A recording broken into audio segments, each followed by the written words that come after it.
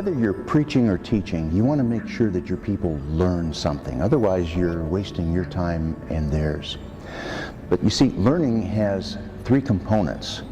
They have to learn some facts, and we call that the cognitive domain of learning.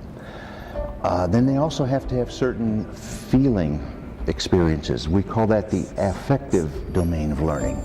And then there are new skills that they pick up and develop. We call those come into the behavioral domain of learning. Now, if you look at these three words, the cognitive, the affective, and the behavioral, the first letter of each of those words spells out the word C.A.B. Now, when you're a stranger in a strange city, a place that you've never been before, and you need to get from point A to point B, there are a lot of ways to do it.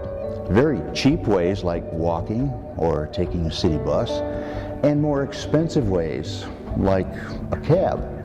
Now, there's even more expensive. You could hire a limousine, but let's just stop at the cab. It costs you some money to take a cab to get to your destination. Same thing when you're preaching or teaching.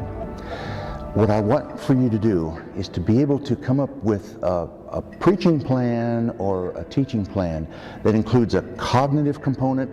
They need to know something, and an affective component where they need to have certain emotions, certain feelings that take place, and then a behavioral component where they're going to be learning new skills, new abilities. So you want your people to know something, feel something, and do something. Now, that's an expensive way to teach. It's also an expensive way to get someplace. You take a cab. You know what?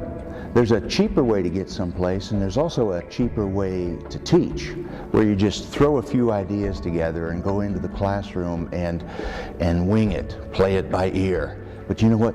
That's not worthy of the gospel of Jesus Christ. Our salvation cost our Lord Jesus all of his breath and all of his blood. He paid a high price for us to be saved. And I think the Lord calls you and me to pay a high price whenever we preach or teach, to take the high road, to think about what do my people need to know, how do they need to feel, and what do they need to do as a result of this Bible study time.